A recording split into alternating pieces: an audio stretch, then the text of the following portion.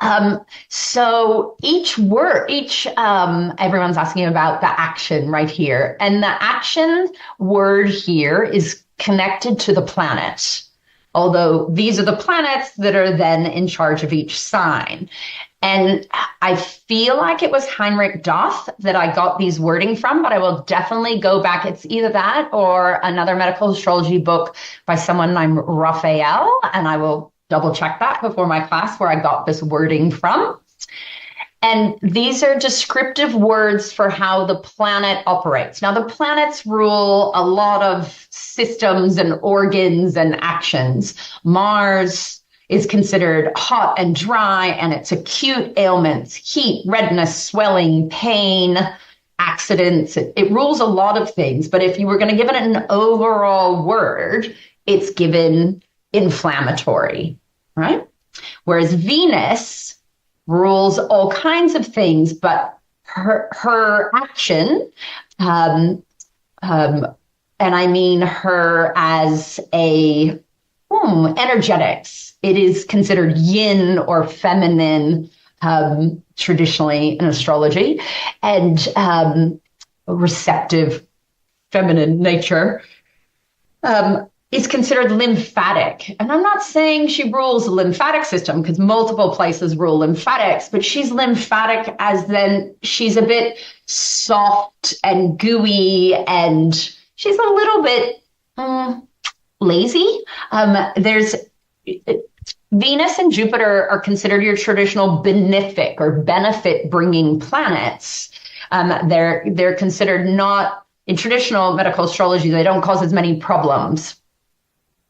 In the modern world, I actually see Venus and Jupiter causing a lot of problems from overindulgence and excess and not exercising enough, lounging on the couch, scrolling or whatever we're doing. And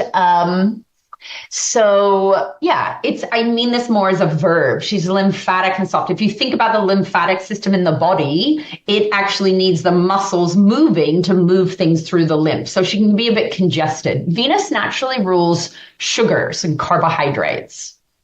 Mercury is considered neural, as in nervous system.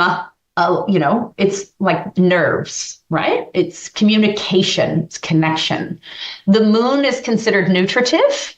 It does rule upper digestion and the stomach. It also rules all fluids, mucous membranes. We'll get into that in a big class, but it's nourishment.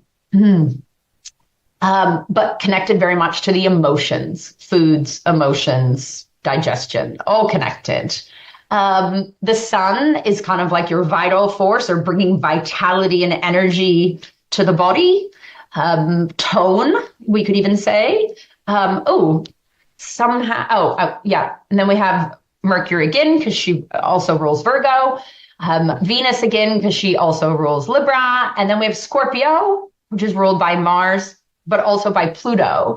And so transformative would be the Pluto word. So changing, transforming, detoxing, big shifts.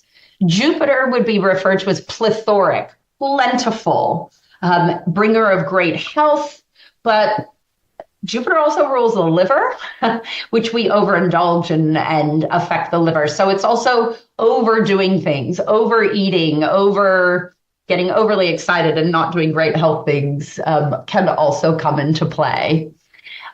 Saturn is referred to as the chronic planet.